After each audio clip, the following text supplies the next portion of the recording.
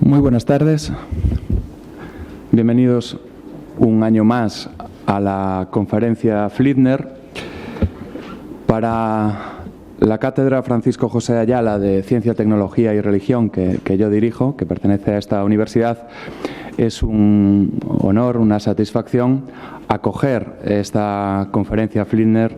Ya llevamos varios años celebrándola aquí. Esperamos que se siga celebrando bastantes más años, porque ya son 10 conferencias, con lo cual ya está bastante consolidada. Además, es una oportunidad para contar entre nosotros con personas de primer nivel en el diálogo entre ciencia y religión.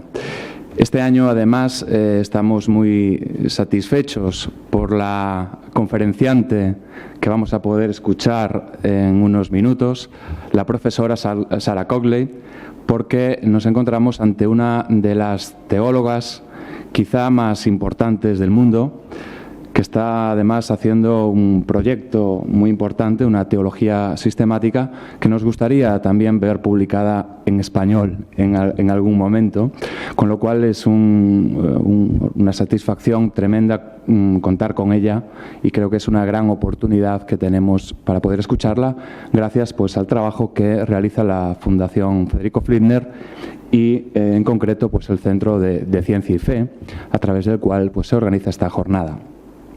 Le agradezco mucho que esté en esta universidad, al igual que a los miembros de la Fundación. También este año tenemos que agradecer la colaboración de la Asociación de Teólogas Españolas, la ATE, que también ha colaborado. De hecho, la profesora Cogley acaba de participar también en las jornadas que cada año, también desde varios años, desde hace ya un tiempo, pues viene celebrando la Asociación de Teólogas Españolas con mucho éxito, ¿no? Sin más, yo le voy a dar la palabra a los miembros de la mesa, a los que le agradezco también que me acompañen. En primer lugar, al decano de la Facultad de Teología del SEUT, don Israel Flores, y posteriormente pues, el doctor Pablo de Felipe se encargará de presentar a nuestra conferenciante. Muchas gracias de nuevo a todos por participar en esta 10ª conferencia Fliedner, y Israel, tienes la palabra. Muy bien.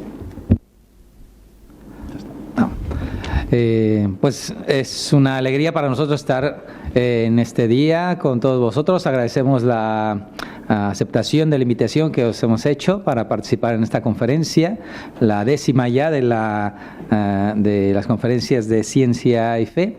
Y con esto, como se acaba de mencionar, pues es realmente un gran privilegio tener a la doctora con nosotros.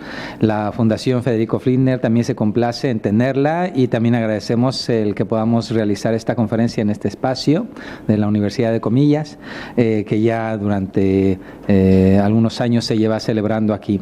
La Fundación Federico Fliedner, bueno, tiene sus colegios y también tiene la Facultad de Teología de SEUT, donde impartimos pues también las clases de teología y el grado en teología online, y tenemos también convenios con la Universidad de Comillas.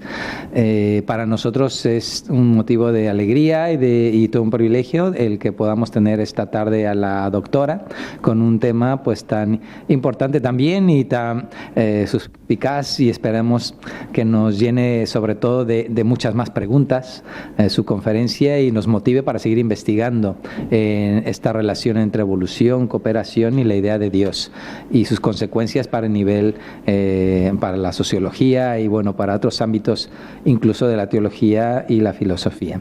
Pues sin más, le damos la palabra también a Pablo, pues porque queremos escuchar sobre todo a la doctora en esta noche. Gracias. Bueno, pues buenas noches y muchas gracias por la asistencia a la que ya es la 10ª conferencia Fliedner de Ciencia y Fe. Todavía me parece como muy cercano la primera edición que tuvimos, pero este año es la 10ª. Contamos con una ponente que hace gala de una combinación de conocimientos interdisciplinares muy interesante, empezando por la teología, con la filosofía y, como veremos, también con un conocimiento muy detallado de los debates actuales en la biología evolutiva. Nuevamente, como en otras ocasiones, hemos querido traer un tema a las conferencias Flinders que esté fronterizo entre diferentes disciplinas y que nos ayude a derribar muros y fronteras.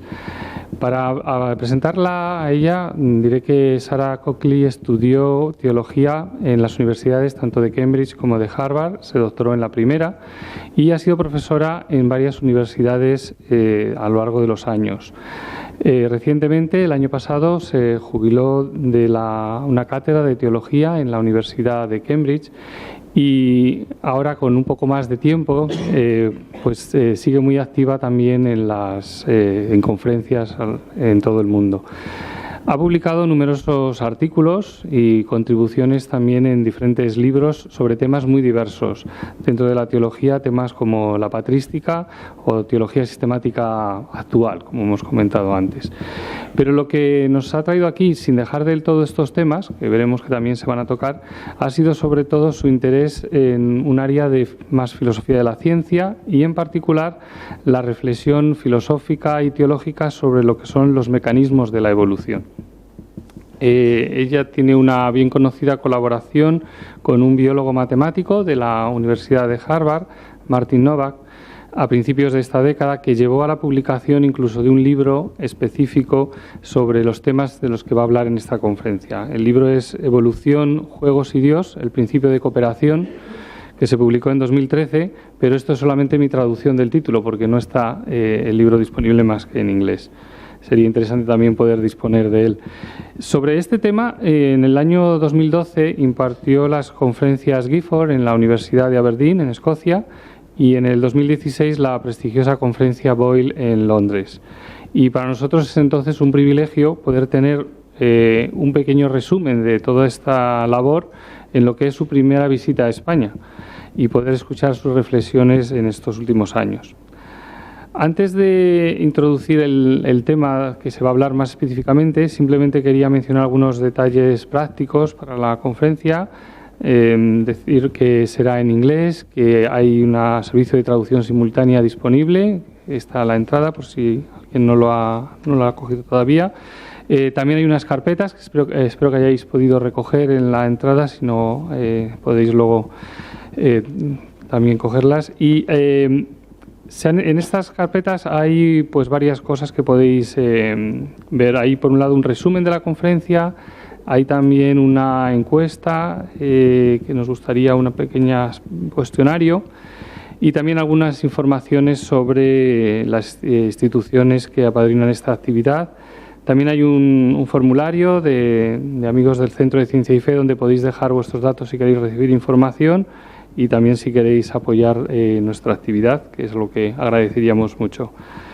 Todo esto está en esta carpetilla que podéis disponer de ella en la entrada y sí que os agradeceríamos si podríais dejar las encuestas y esto al salir en la mesa de la entrada.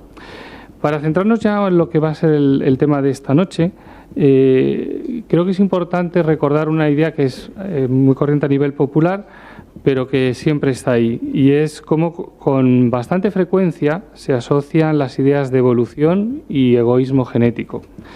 Ya en el siglo XIX se planteaba en algunos entornos la idea de la evolución como un conflicto, incluso como una guerra, con un lenguaje muy militar. Y se acuñó la expresión la supervivencia del más fuerte para describir a la evolución. De ahí se pasó no ya a explicar, sino incluso a legitimar toda una serie de conflictos y de comportamientos agresivos como si fueran una especie de fatalidad inevitable, algo que no se puede evitar, o incluso casi como una obligación que había que ayudar al conflicto. Esto claramente va más allá de la ciencia y entra en lo que sería un ámbito más ético, filosófico y teológico. Y no es de extrañar que ante esta situación, pues en ciertos sectores de la sociedad, religiosos, pero también otros no religiosos, pues se haya sentido ciertas reservas y cierto rechazo hacia las ideas de evolución que a veces pues se han trasladado también a un rechazo de lo que es la ciencia evolutiva. Y sin embargo, toda esta retórica y exaltación del conflicto no refleja exactamente lo que era el pensamiento de Darwin, que era más complejo ni tampoco refleja lo que son las investigaciones más actuales en el ámbito de la evolución. Frente a la idea popular del gen egoísta, que es muy conocida, diversos investigadores llevan ya décadas trabajando en otros fenómenos evolutivos como la cooperación y el ámbito del altruismo. ¿Qué implicaciones tienen estos desarrollos científicos para nosotros? ¿Qué lectura se puede hacer de esta ciencia desde el ámbito de la filosofía, desde el ámbito de la ética y desde la teología cristiana? ¿Cómo enfocar esto? ¿Cómo podemos también reimaginar actualmente un concepto tan antiguo como la teología natural en el contexto de lo que es la ciencia actual? Entonces, estos son los temas que nuestra conferenciante se ha planteado hoy y que vamos a poder ver desarrollados en los próximos minutos. Así que muchas gracias por venir y le doy paso.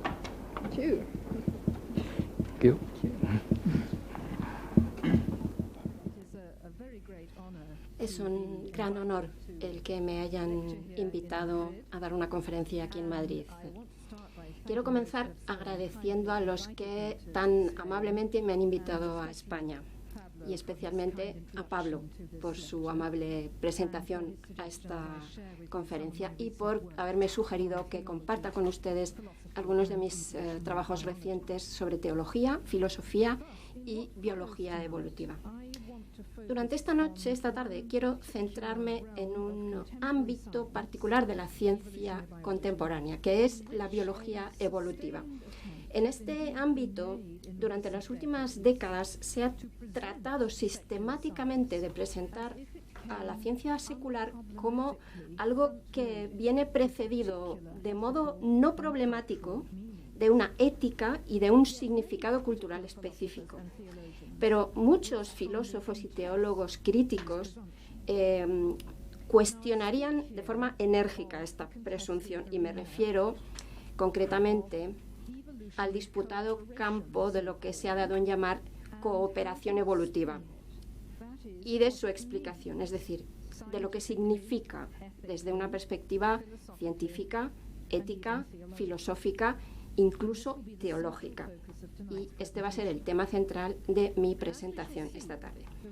Como vamos a ver a continuación, el motivo por el cual este tema ha concentrado tanto el debate teórico en las últimas décadas es que hay quienes traducen el fenómeno de la cooperación como algo que apoya precisamente esa ideología del gen egoísta que ha dominado tanto la filosofía de la biología en el ámbito secular.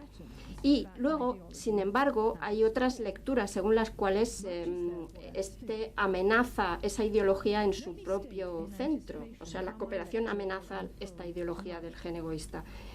Así que hay mucho en juego. Voy a adelantarles cómo se va a desarrollar mi ponencia. Voy a proceder por tres etapas que corresponden a las tres secciones de la presentación. Primero, voy a explicar del modo más claro y accesible que me sea posible qué es cooperación evolutiva y el motivo de esa controversia entre una nueva generación de biólogos matemáticos, que son los que describen las regularidades de las estrategias evolutivas, así llamadas, a través de cálculos matemáticos de probabilidad. Como digo, voy a explicar por qué esta nueva generación de biólogos ha establecido o ha puesto en cuestión toda la idea de si toda esa cooperación puede explicarse únicamente en términos de ventaja genética individual.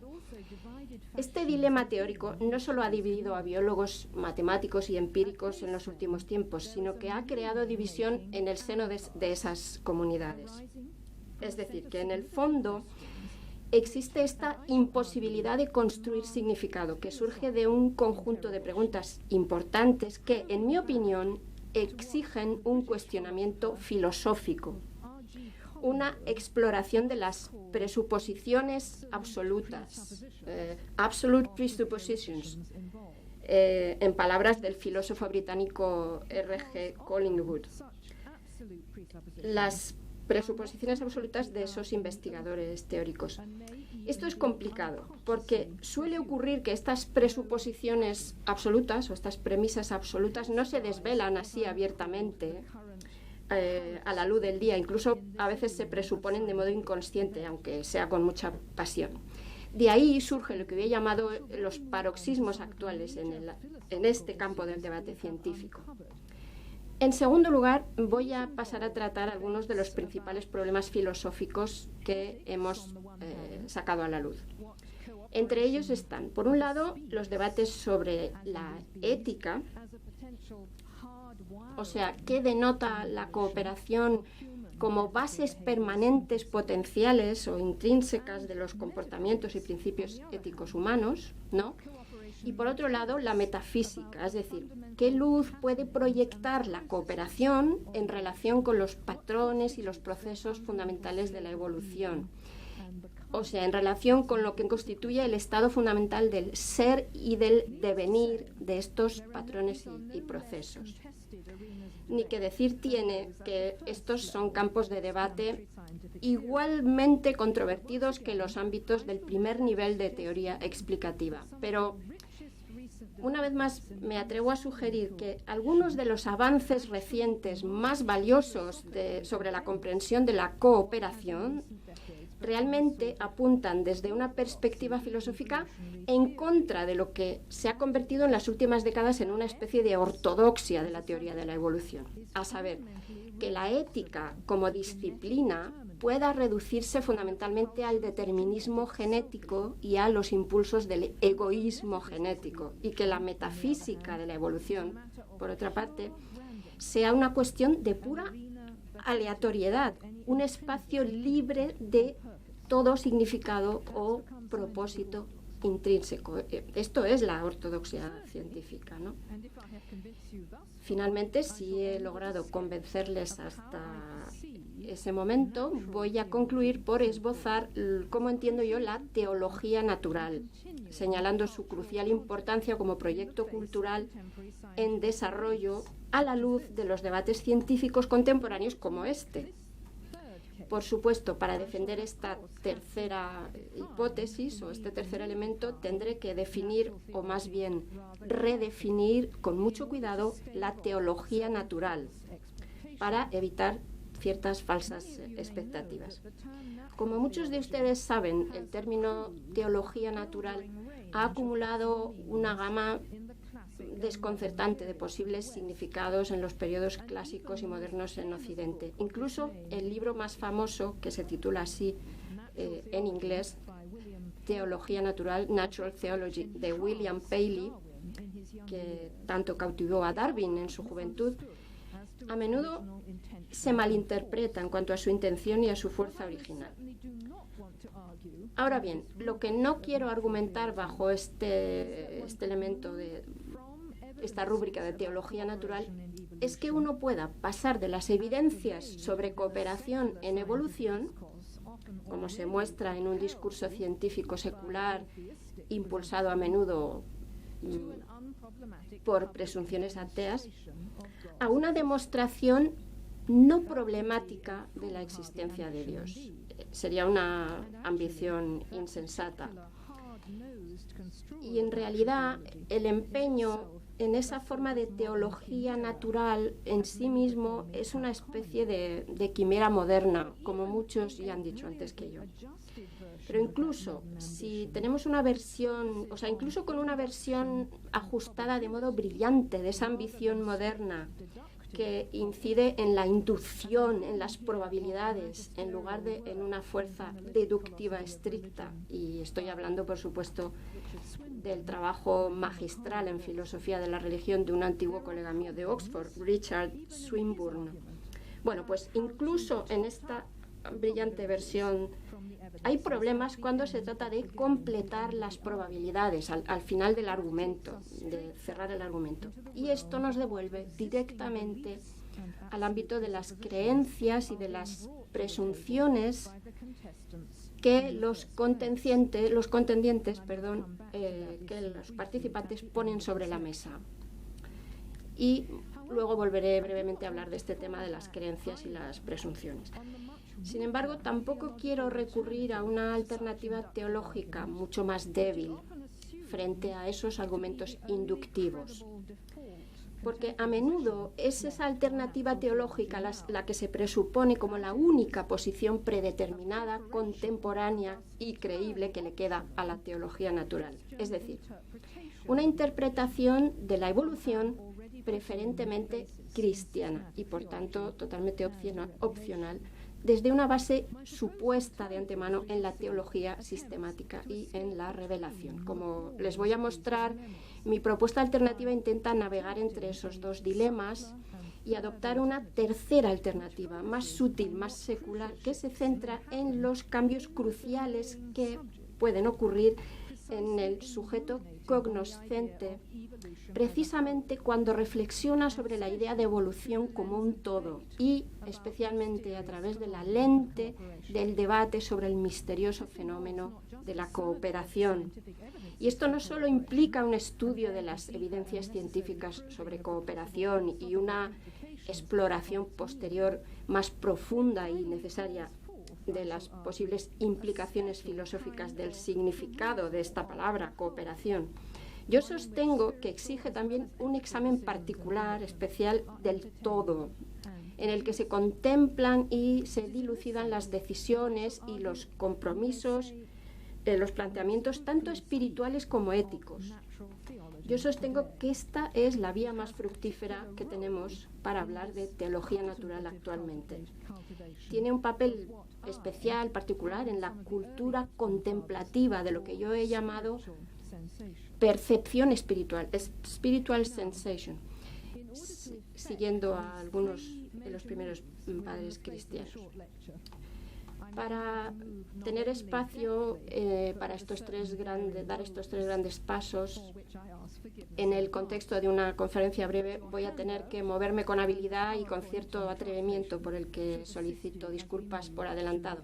Pero como tienen un resumen, un PowerPoint y van a recibir un resumen, espero que ambas cosas les ayuden a avanzar a través de estos argumentos. Primero, ¿por qué es importante? ¿Por qué importa la cooperación evolutiva? Ante todo, debemos ser extremadamente cuidadosos cuando se trata de aclarar qué significa para nosotros cooperación en el contexto evolutivo. La propia bibliografía científica y filosófica, incluso actual, está plagada de confusión sobre la definición precisa del concepto de cooperación y sobre su relación con el altruismo, y a menudo la cooperación se identifica con el altruismo, y esta confusión semántica exacerba en gran medida los debates teóricos ya polémicos de por sí sobre la explicación y el significado de la cooperación.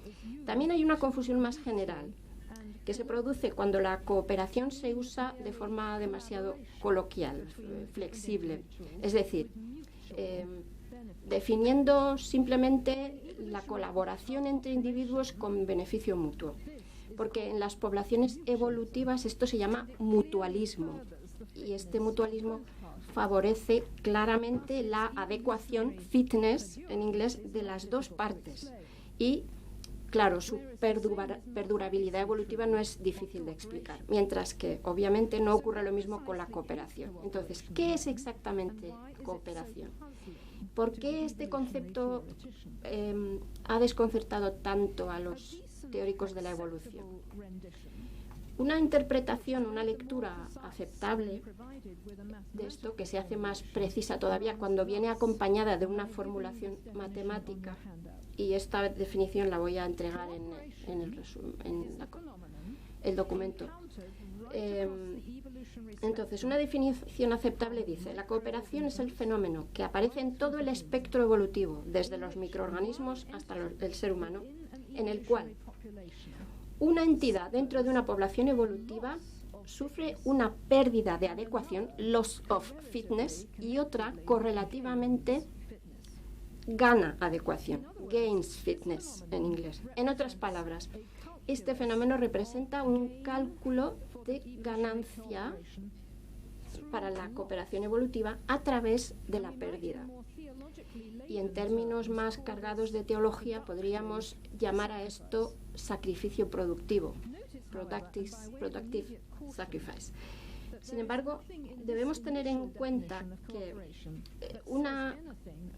debemos lanzar una advertencia inmediata de prudencia. Esta definición inicial no hace ninguna referencia a intencionalidad, sino que la cooperación simplemente es un fenómeno evolutivo entre abejas, bacterias o hormigas, ¿no?, que ocurre en varias formas. Y esto es lo que resulta tan interesante y tan desconcertante, porque según la visión del mundo del gen egoísta, estas manifestaciones de generosidad, serían descartadas naturalmente en los procesos de selección evolutiva. El hecho de que no solamente no se descarte la cooperación, sino que se estabilice de modo natural en situaciones diversas, en una danza continua con su opuesto,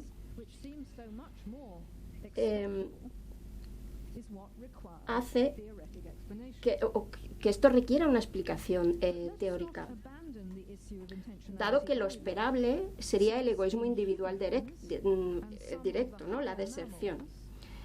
Pero les propongo no dejar de lado la cuestión de la intencionalidad, porque en los seres humanos y en algunos mamíferos superiores esta se convierte en un complemento empírico especialmente interesante al fenómeno más genérico de cooperación, como acabo de definir. Por eso a mí me gusta distinguir cooperación en general de altruismo, como un subconjunto dentro de la cooperación. En el altruismo se produce una cesión, surrender, una cesión intencional de adecuación por parte de un individuo o un conjunto de individuos en una población evolutiva por el bien de otros o por amor o por consideración hacia otro o hacia otros. Para participar en el altruismo, tal como lo acabo de definir, se exigirá un determinado nivel de conciencia o de voluntad, o al menos unas creencias rudimentarias. Y por lo tanto, la cuestión de qué especies, aparte de la especie humana, son capaces de altruismo, tal como lo acabo de definir, en oposición a la cooperación no motivada en general, es otro tema objeto de debate actualmente.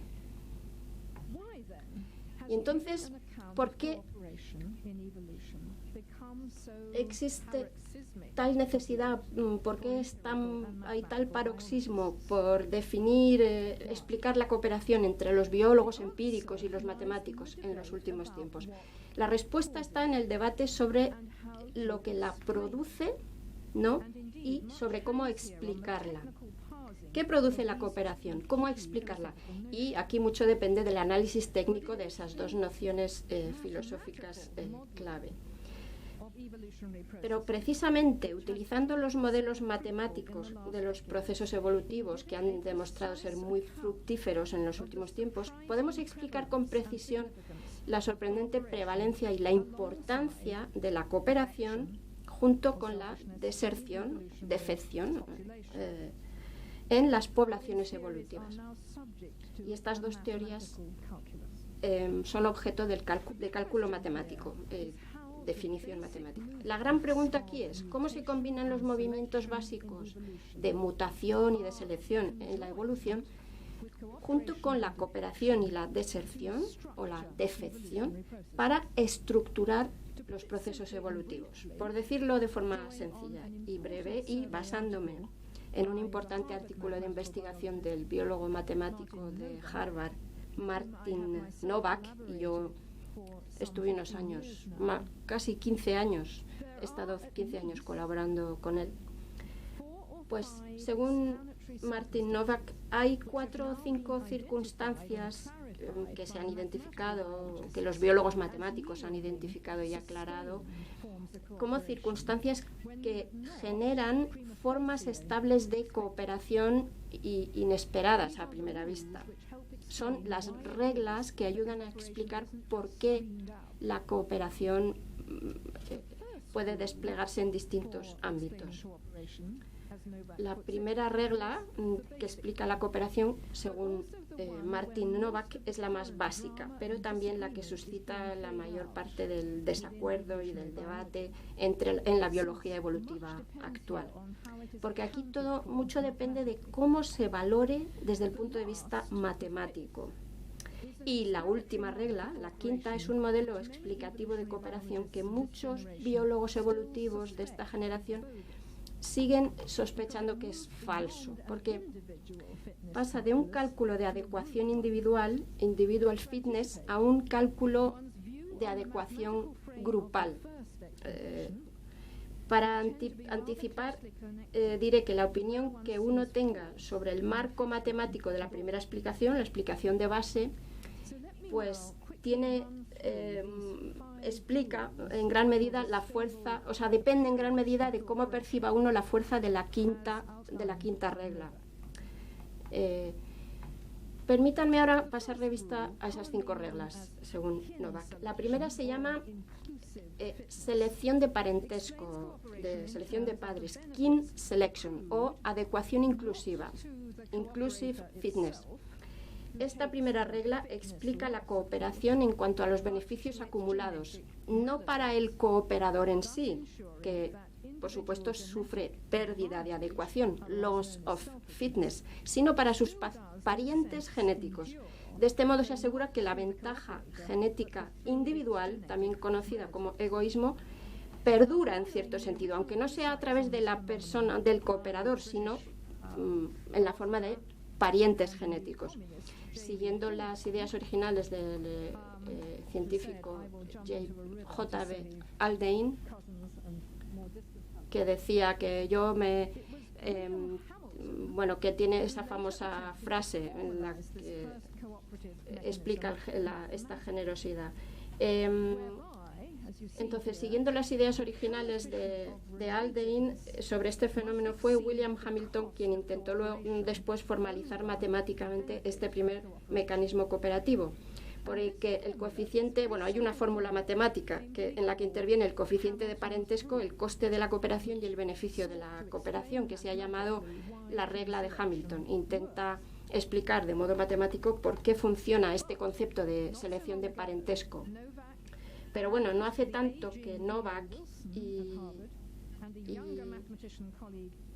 también E.O. Wilson y otra colega matemática más joven, Corina Tarnita, han puesto en duda la eficacia matemática y la capacidad explicativa de esta fórmula. Y esto es lo que ha creado ese paroxismo del que hablaba yo de la biología evolutiva.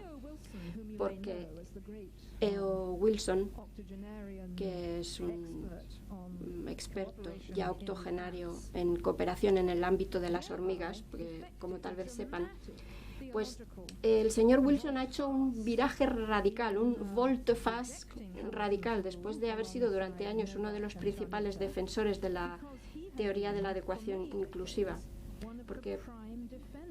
Y esto durante muchas décadas. Y siempre es interesante cuando un gran científico cambia radicalmente de opinión. O sea, algo pasa, ¿no? Algo hay ahí. Entonces, tengamos en cuenta que Novak y sus colegas no cuestionan la importancia del parentesco, de los padres, de kin, en sí mismo, como factor clave de la evolución de la cooperación. Cualquier biólogo empírico diría lo mismo. La mayoría de los casos de cooperación generosa ocurren en las relaciones genéticas, ya sean cercanas o remotas. O sea que esto no es algo en disputa. El problema es que en nuestra generación toda una carrera académica o muchas carreras académicas se han construido sobre la fuerza matemática de la regla de Hamilton, junto con un conjunto de presunciones o premisas filosóficas más ocultas que acompañaban habitualmente a esta teoría. Luego hablaré de ello, pero por decirlo de forma un poco polémica, podríamos decir que para muchos biólogos la regla de Hamilton ha sido como la historia que ha unificado su investigación. un punto de apoyo que ha reemplazado la interpretación íntegra de la naturaleza que suministraba antes, mucho antes, la teología natural clásica, ¿no? Luego existen otras 3 reglas que son variantes intrigantes, interesantes de la primera, la segunda, tercera y cuarta. Pero estas 3 reglas no requieren intrínsecamente que haya una relación genética. La segunda regla se llama reciprocidad directa y originariamente fue investigada por Robert Trivers. Esta segunda regla insiste en que si una persona coopera, en un momento dado, otra persona podrá verse atraída a cooperar por imitación. Y esto podrá extender una cadena de cooperación imitativa que, al menos durante un tiempo, implicará algún beneficio mutuo hasta que entre una vez más la defección o la deserción. Incluso entonces hay una estrategia de perdón que a veces ayuda a restablecer cadenas de cooperación. La tercera regla es la de la reciprocidad indirecta. Esta fue explorada inicialmente por Novak en su juventud y por su maestro Carl Sigmund. Esta tercera regla aparece principalmente en el ámbito humano, aunque posiblemente en una forma rudimentaria pueda ser eficaz en mamíferos superiores a falta de un lenguaje específicamente humano.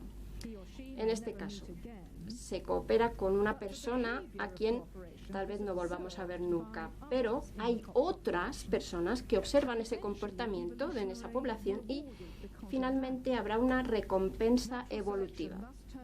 O sea que la selección natural parece favorecer las estrategias que basan la opción de cooperar, en la reputación del receptor de la cooperación.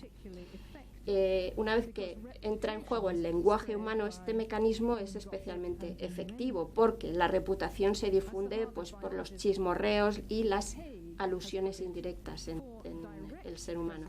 Como dijo el biólogo de Harvard, David Hegg, para la reciprocidad directa necesitamos una cara, pero para la reciprocidad indirecta necesitamos un nombre.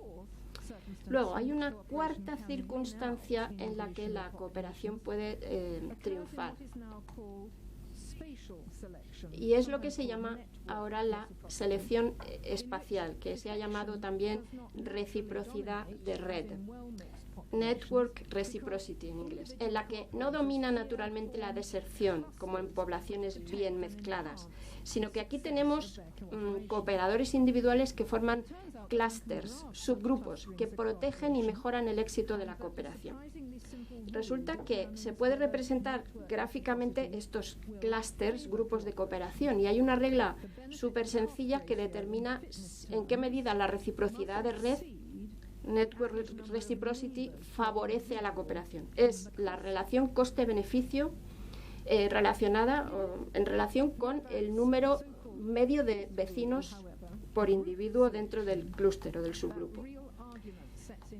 Sin embargo, es la quinta regla de Novak, la de selección de grupo, la que suscita otra vez un debate más encendido.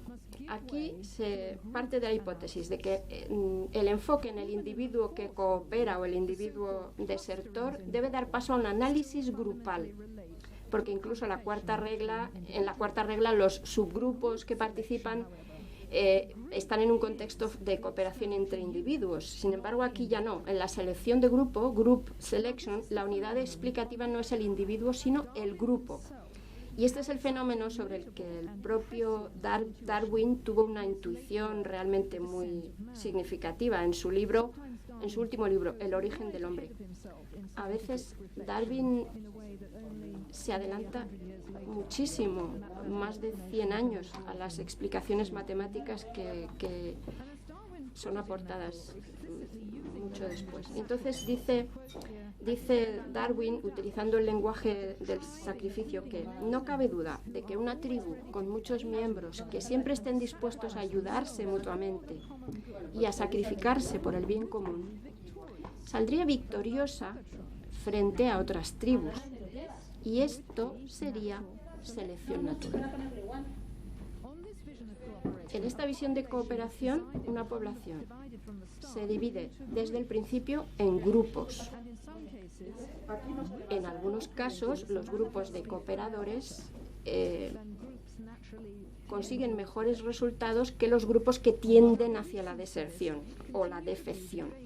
Y las razones de esto precisamente siguen siendo objeto de debate. Y un aspecto muy importante es cómo se hace la modelización matemática de esta selección grupal. Y aquí es donde los defensores de la regla de Hamilton son más escépticos, porque están comprometidos de modo inquebrantable con una solución, una visión individualista y estrictamente basada en el parentesco para todos los fenómenos de cooperación. Sin embargo, como dice Novak y sus colegas con mucho rigor, en una competencia entre grupos cooperadores y grupos desertores se puede demostrar que los grupos cooperadores puros crecen más rápido que los grupos desertores puros.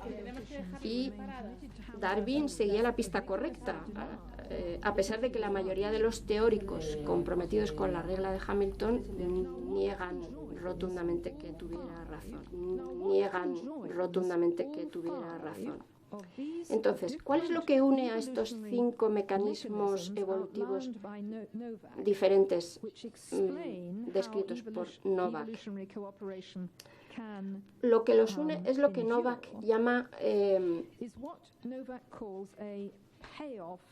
una matriz de beneficio, payoff, en la que puede demostrarse que la cooperación se ve favorecida en opciones repetidas entre las dos estrategias básicas, la de cooperación y la de deserción. Y hay algo especialmente fascinante en este descubrimiento, y es que explica el hecho aparentemente paradójico de que, aunque inicialmente los defensores siempre ganen en una población bien mezclada, ganan a costa de disminuir la media de adecuación, average fitness, de la población en general, siempre y cuando haya demasiados desertores, demasiados casos de deserción. Es decir, la deserción en este sentido es como que se autodestruye por exceso, mientras que la cooperación en sus diversas formas es la clave misteriosa de la regeneración de la adecuación en una población. Fitness. Esto es algo que me gustaría que recordaran. Ahora se ha mostrado matemáticamente. Cuando hay demasiados defectores en una población, esto deshace la adecuación de esa población. Y además hay una evidencia intrigante, aunque incompleta, en los últimos trabajos de Maynard Smith y de Zamari especialmente, que dice que los grandes momentos de transición en la historia de la evolución, es decir, el paso de las moléculas que se replican individualmente a los cromosomas, el paso de los procariotas a las eucariotas, o de la reproducción asexual a la reproducción sexual en el gran árbol de la evolución. Bueno, pues los grandes momentos de transición son posibles solo como resultado de una fase preparatoria de cooperación estable. La cooperación fue como la matriz de estas evoluciones cruciales de transición, y a lo largo de toda la historia de la evolución parece que el empuje compensatorio de la cooperación frente a la deserción ha jugado un papel central y creativo.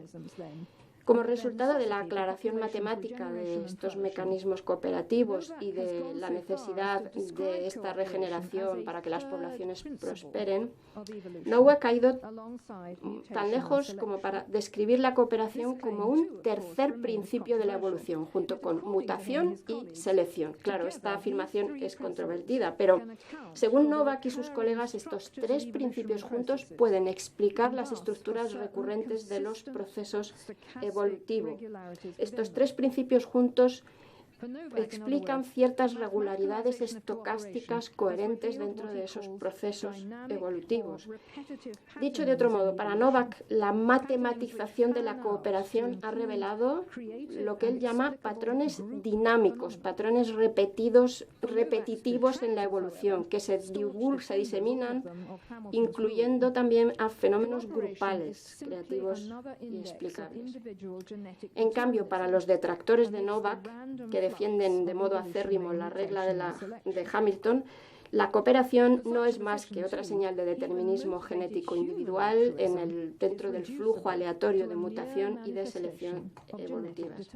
Para ese punto de vista, incluso el altruismo humano puede reducirse a una simple manifestación de determinismo genético. Como dijo E.O. Wilson, y escuchen esta cita en los primeros escritos, la ética es una ilusión colectiva de los genes, establecida para convertirnos en buenos cooperadores.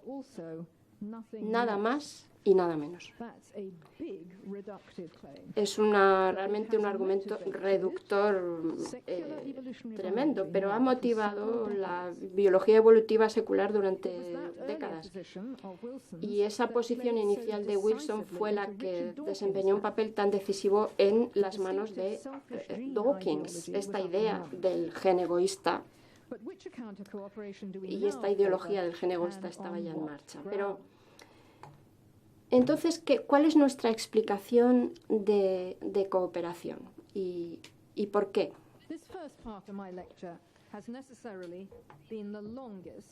He tenido que alargarme y he procurado hablar más despacio en esta primera parte de mi intervención porque debemos entender esta controversia sobre la cooperación para saber y debemos conocer los contornos técnicos y matemáticos que dan forma al debate teórico.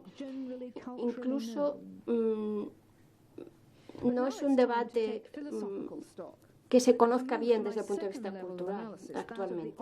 Pero creo que ha llegado el momento de entrar en el terreno filosófico y de entrar al segundo nivel del análisis, al de las presuposiciones absolutas, absolute presuppositions, que a menudo subyacen al debate que he presentado al principio. Es decir, que ni la controvertida matemática de la cooperación como tal, ni las evidencias biológicas empíricas que la acompañan, por sí solas pueden resolver esta imposibilidad de construir significado que hemos descubierto al estudiar la teoría de la cooperación. Hay cuestiones éticas y metafísicas fundamentales que debemos explorar y afrontar. Y en mi opinión, desde el punto de vista filosófico, no es para nada obvio que esta narrativa reduccionista tan difundida del gen egoísta sea la mejor explicación, cuando hay una amplia y rica variedad de fenómenos cooperativos que ahora podemos considerar si tenemos la mente abierta. Como cabe recordar aquí lo que dijo lo que tuvo que incluir Richard Dawkins en su capítulo extra sobre la cooperación en la segunda edición al libro sobre el gen egoísta, porque la cooperación parecía poner en duda su argumento central sobre el omnipresente egoísmo genético. Entonces, Dawkins decía, recurriendo de forma un poco emotiva a ese ejemplo un poco macabro del sacrificio de los murciélagos vampiro, ¿no? Decía que los chicos buenos son los que acaban primero, porque su bondad solo es la ventaja genética propulsada. Un capítulo muy interesante y además escrito de modo brillante, como siempre. Pero, claro, nos damos cuenta de que con este capítulo Dawkins intenta convencernos de llegar a la conclusión, ¿no? Intenta llevarnos a su conclusión. Y aún así hay otra demostración de esa extraña aporía a la que ha conducido el debate a la larga, es esa réplica inicial a la que tuvo la crítica de Novak, Wilson y Tarnica a esta cuestión de la adecuación inclusiva, inclusive fitness. Me estoy refiriendo a esa carta bastante crispada que 137 firmantes enviaron a la revista Nature. En la carta no se hacía ningún intento por salir al paso de la crítica matemática que ofrecía el artículo original. Y en ella surgían toda una serie de planteamientos éticos y filosóficos. Y Steven Pinker y sus amigos y sus colegas escribieron un libro muy interesante, un blog más bien muy interesante, un artículo muy interesante en su blog sobre esta cuestión que se titula El falso encanto de la selección de grupo, The False Allure of Group Selection. Y Pinker dice que está convencido de que una interpretación genética reduccionista de la selección natural es atractiva precisamente por ser mecanicista. Y Pinker dice que rechaza la teorización de la selección de grupo por considerarla demasiado vaga. Y al presentar la sensibilidad ética humana como una codificación genética egoísta, insiste en la existencia de una sensibilidad moral en el ser humano que no puede reducirse a una pura, simple propulsión genética. ¿Y cuál es la lección de este intercambio revelador? La estrategia de reducir toda la ética a la genética está en cuestión, porque si resulta que no podemos demostrar tampoco esta adecuación de forma matemática, tampoco podemos defender la regla de Hamilton simplemente por su aspecto mecanicista. Yo, en cambio, insto a que existe ahora ámbito de un debate filosófico rico sobre las distintas teorías que pueden, de modo más convincente, coexistir con las evidencias de la cooperación evolutiva y del altruismo, que es su variante humana, y de los principios que protegen esta empresa. Y es obvio que un cálculo estrecho y utilitario, como el que encontramos en Pinker, por ejemplo, no puede defenderse actualmente, sobre todo ahora que hemos impugnado la regla de Hamilton. Como he dicho en las conferencias que di en 2012, en las que me extendí mucho más sobre este tema, hay una virtud que encontramos en la ley natural, incluso es decir, que una ética de la virtud del desarrollo fundamental en la ley natural o incluso una teoría kantiana del imperativo categórico reformulada desde el punto de vista evolutivo parecen ser más apoyables aquí, aunque haya todavía mucho de lo que hablar. Una vez más, es importante que nos centremos en el argumento de la mejor explicación. La gran ventaja de un abordaje evolutivo de la ética es que puede explicar cómo ciertas sensibilidades éticas de fondo están programadas en el disco duro, en la psique humana, al parecer como resultado de una antigua fuente evolutiva. Pero nos equivocaríamos si concluyéramos por ello que toda forma de altruismo humano puede explicarse como estados de egoísmo evolutivo ilustrado o como objetivos utilitaristas a corto plazo, porque lo que podríamos llamar formas excesivas de sacrificio altruista productivo, pues se manifiestan regularmente en la cultura humana, y los profetas, incluido Jesús, y los filósofos señalan estas formas de sacrificio altruista como formas más elevadas de justicia. ¿Cómo podemos teorizarlas? Debemos teorizarlas como subproductos, spandrels en inglés, subproductos culturales naturales carentes de sentido, o debemos teorizarlas más bien como manifestaciones de una forma de altruismo humano más exigente y universal aún por lograr, en respuesta a amenazas globales como las guerras, el terrorismo, los desastres ecológicos, hasta ahora desconocidos. Y esta es una de las cuestiones éticas más acuciantes de nuestro tiempo. Sin embargo, la cuestión es que el debate debe abordarse desde el punto de vista filosófico y no puede escatimarse por presunciones dogmáticas y discutibles del ámbito de la biología evolutiva. Un segundo debate filosófico igual de importante, espoleado por las pruebas, evidencias evolutivas de la evolución, se refiere a la propia manera,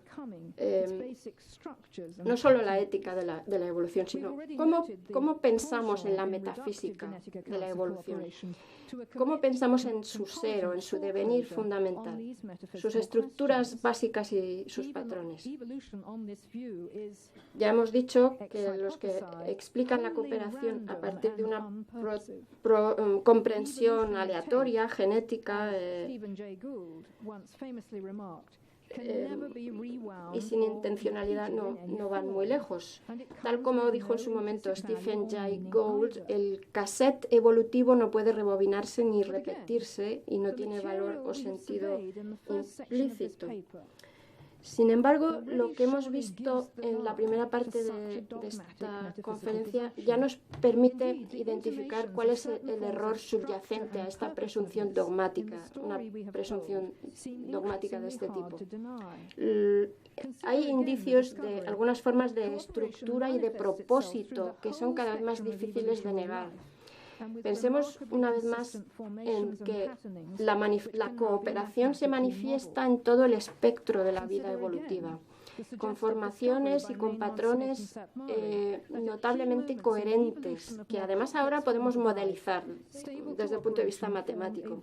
Recordemos ese sugerente descubrimiento de Maynard Smith y Nazmari, según el cual en momentos clave de la evolución de formas más complejas de vida, la cooperación estable formó una matriz de transición vital y productiva dentro de la perspectiva más amplia del árbol de la vida, la historia de la evolución.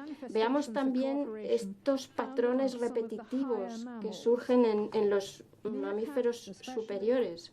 Las suricatas, los delfines, las ballenas, manifestaciones de cooperación que son ejemplos evocadores y significativos de la capacidad de cooperación y de la flexibilidad como respuesta a amenazas múltiples. Y esto prefigura, en parte, la dimensión intencional y empática del altruismo humano desarrollado. Y finalmente pensemos en cómo crece, cómo se extiende el altruismo intencional en la historia de la vida humana entre el propio ser humano, y en ocasiones se concreta de forma intensiva, amplia, extensa, incluso extática, para responder a crisis culturales o a crisis internacionales concretas, respuesta que va mucho más allá de su grupo genético, de la que se justificaría por un grupo genético o nacional. Y es bueno recordar que las manifestaciones de evolución cooperativa y de altruismo no son buenas per se.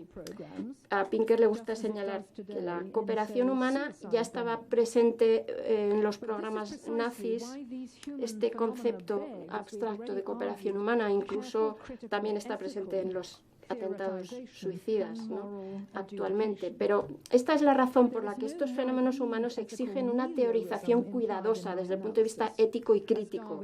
Demandan una atribución moral, como ya hemos dicho. En mi análisis no hay lugar para el meliorismo ético. Dice Darwin que el desarrollo humano desembocaría en formas superiores y superiores de altruismo, lo cual no siempre es cierto. Pero yo creo que en contra de lo que se estila cuando se hace teoría sobre la biología evolutiva, yo creo que pueden asignarse ciertas formas de estructura cooperativa omnipresentes, dotadas de patrón a distintos niveles del espectro evolutivo, incluso incluyendo las formas intencionales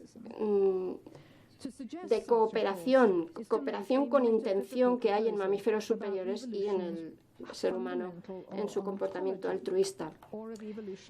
Decir esto, claro, equivale a hacer una propuesta metafísica sobre la ontología fundamental de la evolución o la dinámica de la evolución, como afirmaba Novak un poco a la ligera. Pero llegados a este punto, yo creo que ya hemos formulado algunas preguntas de gran calado sobre la evolución.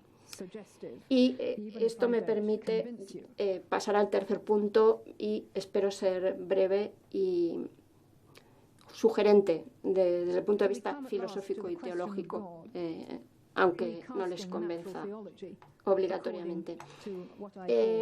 La cuestión de Dios, cómo imaginar de nuevo la teología natural de acuerdo con el sentido espiritual, spiritual sense. Hay una tradición contemplativa espiritual en el mundo antiguo que me gustaría recuperar en esta última sección, hablando de la teología natural. Según esta tradición, que tiene sus raíces en formas filosóficas platónicas y neoplatónicas y algunos grupos del primer cristianismo, hay un tipo de práctica espiritual que se entiende como complemento necesario al razonamiento científico, filosófico o teológico. Según la presentación que hace Orígenes, un gran teólogo alejandrino del siglo III, esta práctica adopta la forma típica de ascensión en tres fases.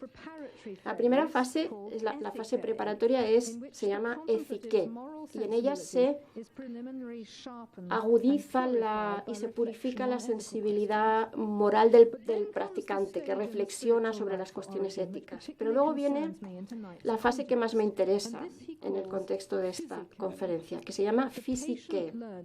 Es un aprendizaje paciente de una sensibilidad contemplativa, posture, que busca atender al mundo como un todo, identificar sus patrones distintivos, intuir el propósito de Dios en el mundo y para el mundo, así entendido. Y luego tenemos una tercera fase, enoptiké, que es propiamente la contemplación, a través de la cual el contemplativo, el que contempla, se une todavía más a Dios en su ser Dios.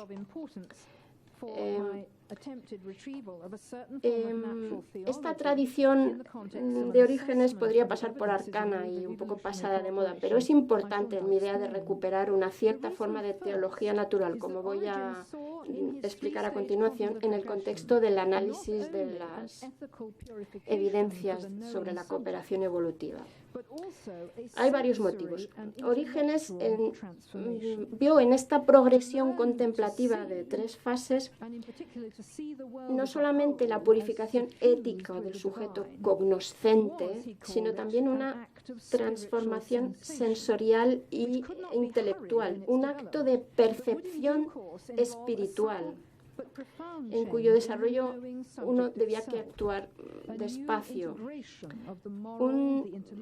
Hay un momento determinado en el que se produciría un cambio sutil pero profundo en el sujeto cognoscente, una nueva integración de su dimensión moral, intelectual y afectiva. Y para Orígenes, este nuevo ver, atender al mundo, no era una preferencia opcional ni una simple perspectiva, era un crecimiento real de la visión.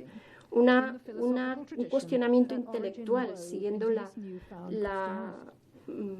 una búsqueda intelectual, siguiendo la tradición filosófica que Orígenes tejió en ese cristianismo que acababa de descubrir. Esta práctica de fisiké, de ver el mundo, es la que me surge, o considero especialmente sugerente, como una forma de teología natural que consigue evitar algunas trampas de las alternativas contemporáneas que he descrito al principio de mi ponencia. Esta unificación contemplativa no pretende ser un argumento para defender la existencia de Dios como tal. Lo que sí hace es explorar de modo creativo la riqueza de la respuesta epistemológica humana, no ética, afectiva, moral, necesaria para que cualquier argumento de este tipo tenga un peso personal decisivo. Y como decía Richard Swinburne en su clásica obra al respecto, incluso los argumentos cumulativos y probabilistas favorables a la existencia de Dios, en mi opinión, exigen una explicación, un nivel superior de explicación. O sea, en el sentido epistemológico, espiritual. ¿Qué es lo que Vale, yo pienso en la probabilidad de la existencia de Dios, pero ¿qué es lo que me lleva a decir que Dios existe? Yo creo que aquí hace falta precisamente esta mirada contemplativa transformada. Además, esta visión de la teología natural es una alternativa especialmente creativa a este problema con el que Emmanuel Kant, el famoso filósofo, luchó toda su vida, que nos legó de forma irresuelta, incluso que aparece pendiente o determina la filosofía de la ciencia moderna. El orden en la naturaleza, o la teleología natural, para Kant siempre fue algo extrañamente obvio, incluso después del llamado giro copernicano de la filosofía de Kant. Y por eso lo que él llama el argumento físico teológico de la existencia de Dios sigue siendo muy atractivo, sigue teniendo un valor natural, un determinado valor, incluso en la madurez de su primera crítica y de las obras posteriores. Ni siquiera después del giro crítico de Kant, él nunca pudo atribuir la dimensión teleológica, mucho menos la teleología divina, solo a la naturaleza, a la propia naturaleza, porque una ordenación y un propósito de este tipo quedaban reservados al reino del sujeto humano epistemológico. Así fue como se produjo la clásica fractura entre el mundo considerado de modo científico y objetivo, como razón pura, y el mundo considerado como un todo, o como si apuntara hacia Dios, la razón práctica. Y de este modo la teología natural, en cualquier sentido moderno, escaparía a la comprensión de Kant. Pero claro que Kant tenía razón cuando insistía en que el acto de percibir el mundo como una unidad es crucialmente diferente de la investigación científica o de cualquier parte de él. Pero este abismo entre el mundo en sí y el sujeto humano cognoscente, este abismo entre el mundo y el sujeto humano cognoscente es lo que busca resolver la antigua tradición contemplativa. Es obvio que Kant rechazó la posibilidad de una alternativa epistemológica como esta, de acuerdo con los principios de su pensamiento crítico. Pero a pesar de todo, yo creo que alrededor de su pensamiento está esta añoranza, ¿no?, de esta posibilidad, sobre todo en la sección final de su crítica primera y tercera. De la misma forma, como he ido desarrollando en esta conferencia, las decisiones éticas y metafísicas, en primera instancia,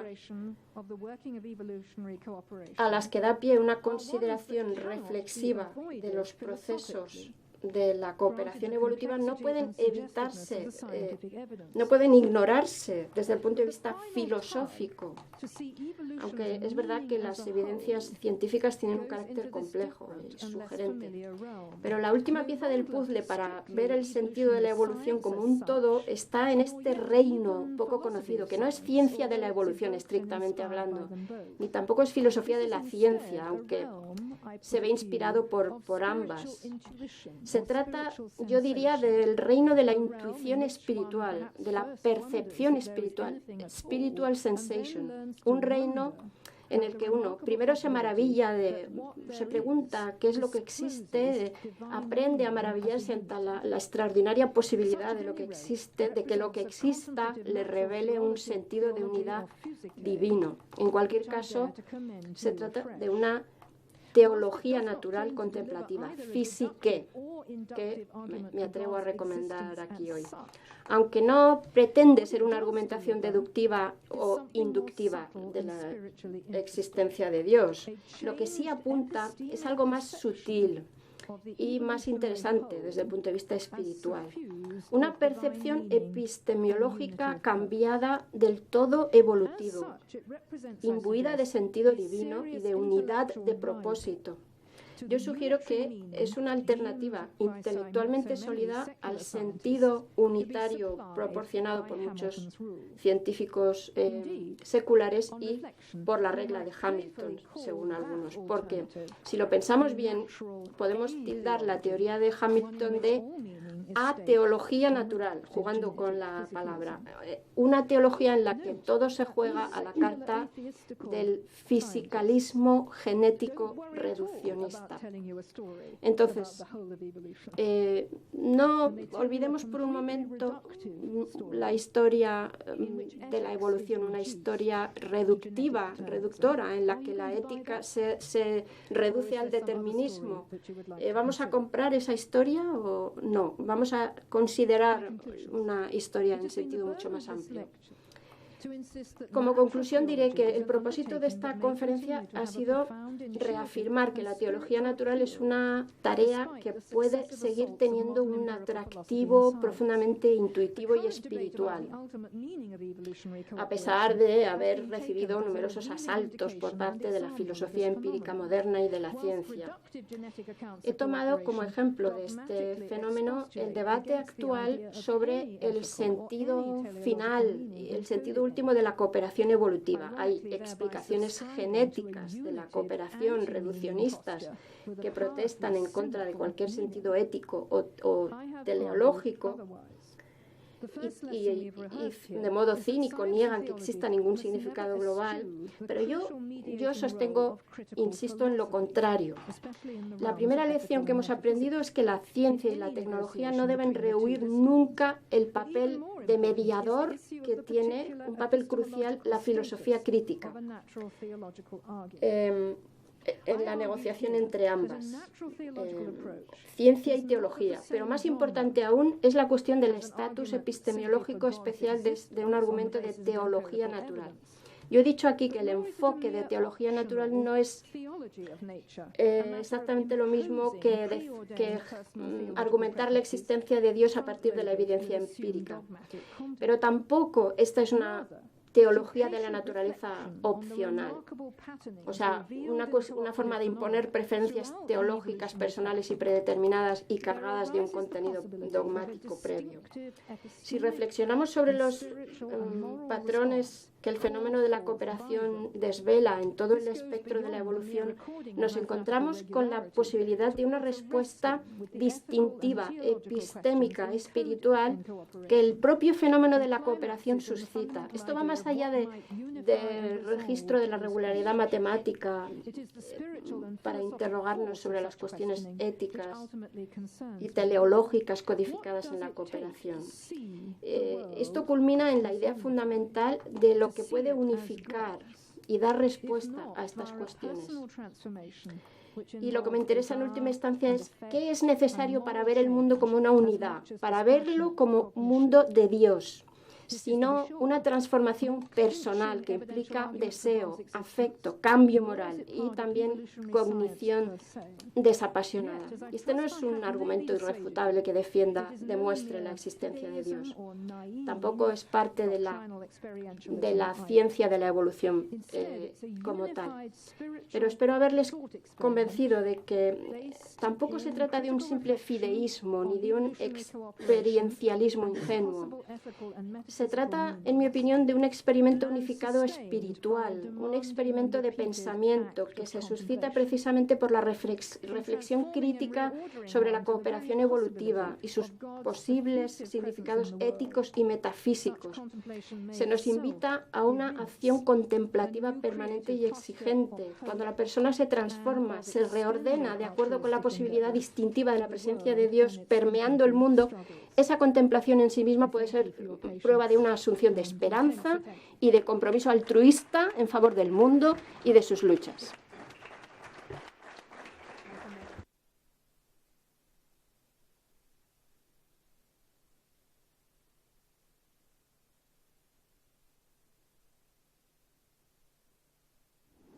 Hola, buenas tardes. Felicitarle por la conferencia y lo interesante que ha sido. Me ha suscitado una pregunta que me he hecho hace tiempo y con respecto a lo que usted comentaba, si el altruismo se da entre individuos de las mismas especies siempre o se puede dar entre individuos de distintas especies.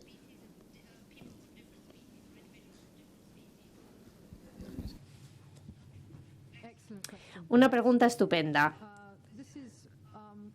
Bueno, pues este es uno de los campos más importantes donde la matematificación de la cooperación está empezando a extenderse ahora. Así que hasta ahora esa matematificación de la cooperación se ha dedicado a mirar la dinámica interna dentro de la misma especie, pero cuando nos centramos en la evolución en su totalidad, es la interacción entre especies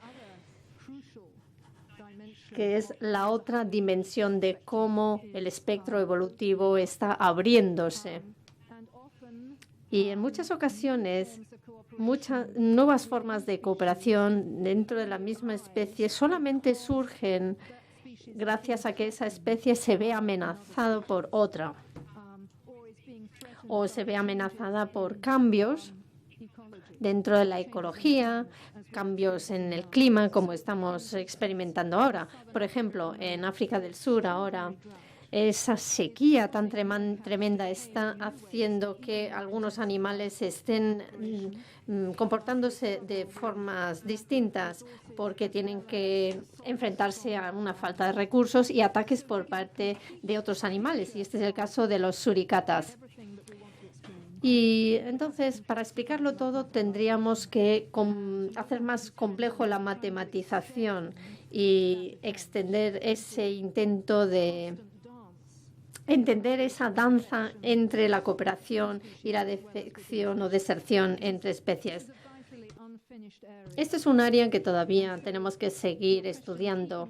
Y tu pregunta, entonces, es mucho más inteligente de lo que tú te puedas pensar. Y quizá nos haga reconsiderar la dinámica una vez que lo entendamos mejor.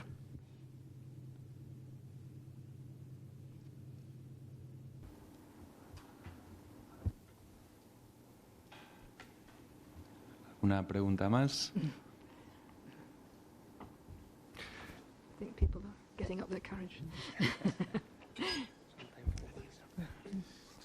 Hola, muchas gracias por la fantástica conferencia.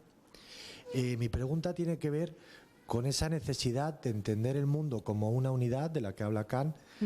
Si esa necesidad no sería más bien, claro, ¿es humana o está en la naturaleza? ¿Es una ambición nuestra o, claro, porque esa es el tercer punto, creo que pivota sobre esa cuestión y claro, la cuestión de la falacia naturalista. Yeah. Otra pregunta excelente. Solo podemos especular acerca de este tema y cuando especulamos siempre se nos puede acusar de imponer nuestro antropocentrismo en los mamíferos superiores. Pero incluso Richard Dawkins llama la atención acerca del fenómeno de la exultación que algunas veces se manifiesta en los comportamientos de los mamíferos superiores o en los pájaros o las aves y no podemos teorizar y saber qué es lo que están pensando, entre comillas, estas aves o estos pájaros. Si consideramos, por ejemplo, que nuestra evolución humana es a través de nuestra historia evolutiva, entonces tendríamos que estar abiertos al hecho o a la posibilidad de que nuestras intuiciones sí que tienen una base evolutiva de algún tipo. Así que la exultación en la belleza, la felicidad extática y formas inexplicables de altruismo excesivo, por ejemplo, como lo vemos en los delfines, cuando protegen en algunas ocasiones a otras especies cuando han sido atacados o dañados. Así que todo esto forma parte de la perspectiva que nos hace pensar que hay más ahí que creen los reduccionistas. Así que en cuanto a ese deseo de unificar, como ya recalqué al final de mi ponencia, hay que tener en cuenta que los científicos reduccionistas están totalmente encantados con esas explicaciones unitarias. Quieren explicar todos los procesos evolutivos como si fueran un determinismo genético. Y no pueden decir que no necesitamos explicaciones en su totalidad, porque ellos mismos hacen esas explicaciones en su totalidad. La pregunta es si son las explicaciones correctas o no. Gracias.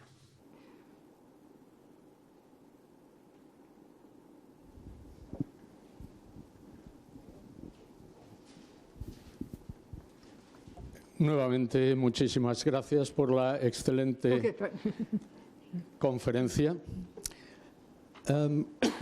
Yo quería plantear una cuestión que va más allá de la biología, en la línea de lo que podríamos llamar también cooperación según la definición que nos ha dado, que es, digamos, el sacrificio en beneficio de otra cosa, que puede darse también fuera de lo biológico. Podríamos pensarlo así. Y concreto, en las últimas décadas hemos aprendido mucho acerca de la vida de las estrellas, cómo nacen, evolucionan y mueren. Y sabemos, por ejemplo, que nuestro sistema solar, con la composición química que tiene, no ha podido existir sino después de una tercera generación de estrellas. Ha tenido que haber un proceso de destrucción de las primeras generaciones de estrellas para que pudieran generarse elementos químicos de pesos atómicos mayores que nos permitiesen llegar no solo al carbono, sino a muchos otros elementos químicos que son los que han posibilitado la vida. Entonces, me parece que podría incluso llegar a plantearse una especie de cooperación en este sentido, desde el punto de vista incluso no biológico, sino como si existiera en el universo un principio mucho más profundo que responda realmente a ese planteamiento. That's really fascinating. Are you, sir, yourself a physicist or a cosmologist? I'm really very fond of astrophysics and science and so on. Right. Bien, bueno, pues la respuesta directa a esa pregunta es no lo sé, pero creo que es una pregunta fascinante y sería muy bueno plantear esa pregunta. Normalmente eso sería bajo el concepto del afinamiento, no sé si conocen ese término, fine tuning en inglés, el afinamiento. No sé cómo podemos explicar cómo el cosmos dio lugar a que pudiera existir la vida. Y yo veo que mi vida de cooperación es como está en paralelo a ese argumento de ajuste para la existencia de Dios, de este fine tuning, este ajuste, es este principio antrópico. Y entonces, bueno, nunca he pensado en considerar la cooperación como tal en ese reino astrofísico. Creo que habría que utilizar una definición un poco distinta, tendría una forma un poco distinta. Pero cuando hablamos del reajuste, ese fine tuning, creo que ahí sí que hay un paralelismo. Y en mis ponencias de Gifford contrario a lo que he hecho hoy. Sí que construyo argumentos para la existencia de Dios a través de la cooperación y lo coloco al lado de otros argumentos que se han presentado para la existencia de Dios, incluyendo uno desde el reino cosmológico. Y creo que conjuntamente esto refuerza el argumento. Pero aún así se necesitaría esta capacidad crucial para poder responder a la idea de el todo, la totalidad. Y he intentado centrarme en ello. No necesariamente como una tarea teológica, sino como una tarea contemplativa y tiene ese estatus. Pero bueno, una pregunta estupenda. Gracias. Sí, doctora Oakley. Oakley. It's difficult to pronounce in Spanish. En primer lugar, enhorabuena por su dedicación tan amplia como usted ha demostrado y la gran profundidad en su exposición y en su conocimiento de lo que es la evolución a través de los tiempos. No puedo entrar, digamos, a su nivel, evidentemente, ni el grado de matematización que hace tantos biólogos matemáticos o biólogos o matemáticos sobre el tema. Sin embargo, hay una cosa que me gustaría, en conexión con lo que usted ha dicho de espiritualidad y de Dios, que es el tema que a mí más me atraía para venir aquí, que es esa conexión. Entonces, vista la exposición de lo que es la evolución en su genética, en su cooperación, en su altruismo y hablando también del gen egoísta, ¿no cree usted que la evolución humana es la peor de todas las evoluciones que hay en el género, es decir, en la naturaleza, desde el punto de vista de que realmente si los humanos fuéramos mucho más conscientes o nos adaptáramos o aceptáramos mucho más nuestra condición, no seríamos mucho más capaces de haber desarrollado una evolución mucho mayor de la que tenemos. Quizá es muy simple, pero creo que es algo que es bueno desarrollar. Muy profunda. Tienes toda la razón, en el sentido de que cuando llegamos al reino humano existe una divergencia enorme. Estamos programados tanto para colaborar y para desertar. Pero como humanos tenemos la capacidad de desertar de forma más destructiva, más que cualquier otra criatura. Y también tenemos la capacidad de cooperar de forma más constructiva que ninguna otra criatura. Así que una vez que empecemos a entender esta responsabilidad, una vez que empecemos a entender que las crisis a las que nos enfrentamos en nuestro mundo hoy en día requiere de nosotros un nivel de altruismo que la naturaleza humana raramente ha logrado hasta la fecha. Y si vamos a seguir existiendo, vamos a tener que cooperar a escala internacional en temas ecológicos, de manera que no hemos hecho hasta la fecha. Y lo vamos a tener que hacer, aunque estemos limitados por nuestros gobiernos democráticos, que solamente toman decisiones para plazos de 4 años. Pero sí que tenemos Internet, así que sí se puede hacer, se puede lograr. Hay mucha esperanza, pero al mismo tiempo hay mucha desesperación si nos fijamos en la destrucción de la que somos capaces. El comportamiento de los delfines y de los suricatas hace que sean santos en comparación. Entonces, nuestra sensibilidad hacia los animales debería ir de la mano de nuestro entendimiento de nuestra responsabilidad como humanos hacia los animales y la vida ecológica. Y el entender esta dinámica es una parte muy importante de esto, porque incluso si uno no es religioso, si uno empieza a pensar en esta dinámica, vemos a lo que nos enfrentamos.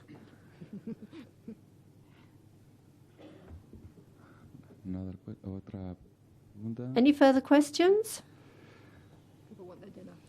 La gente se quiere ir a cenar. Bueno, pues Lo dejamos aquí porque la profesora Coakley además tiene que participar aún en las jornadas de la ATE este fin de semana, y yo le agradezco de nuevo que haya estado hoy con nosotros, porque hablar de Dios no es fácil, hacerlo de forma significativa es muy, muy complicado, y ella está haciendo desde hace mucho tiempo un gran esfuerzo en este sentido, que es de agradecer. Va a decir unas palabras para ya poner punto final a este acto el profesor Pablo de Felipe. Pues, primero, muchas gracias por la conferencia, por el esfuerzo de preparar esta síntesis de tanto trabajo. Y, bueno, simplemente para despedirnos, pues quería decir que llegamos al final de esta 10ª conferencia. Desde el Centro de Ciencia y Fe quería dar las gracias tanto a la Fundación Federico Flinders como a la Cátedra Francisco José Ayala de Ciencia, Tecnología y Religión por la colaboración que ha permitido realizar este evento, y también a otras 2 instituciones que han colaborado de diferente manera, tanto la Facultad de Teología SEUT como la Asociación de Teólogas Españolas, la ATE, y comentar, como se ha dicho también, que la doctora Coakley participará también en las 17ª jornadas de la ATE, que son este mismo fin de semana en Madrid. También agradecer a la Universidad de Comillas el permitirnos utilizar estas estupendas instalaciones y comentar que el vídeo de la conferencia estará en un futuro en la nueva web que hemos abierto con este 10º aniversario, que es conferenciasflinders.org, y también en la web habitual del Centro de Ciencia y Fe, que es cienciayfe.es. Y también esperamos ofrecer en un futuro no muy lejano el texto íntegro traducido de la conferencia, que imagino que podrá ser de ayuda para poder leerlo con más calma y reflexionar sobre estos complejos temas. Creo que es importante destacar el logro que para nosotros representa haber podido llegar a la 10ª cita anual con estas conferencias. Cada año es una aventura, y llegado a este punto, pues se impone algo de reflexión para diseñar lo que puede ser la próxima década. Si todo sigue adelante, como espero, pues nos volveremos a encontrar el próximo año por estas fechas, en algún momento en otoño. Todavía no tenemos esto formalizado, con la idea de seguir explorando estas relaciones de manera interdisciplinar entre ciencia, filosofía y religión.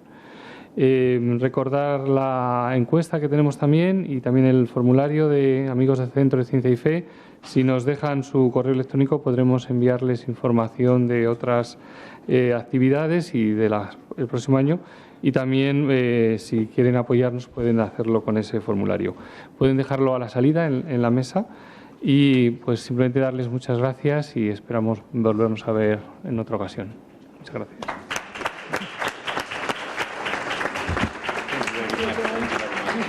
Thank you, Pablo. Wonderful question. Very, very good question. Well, the person who asked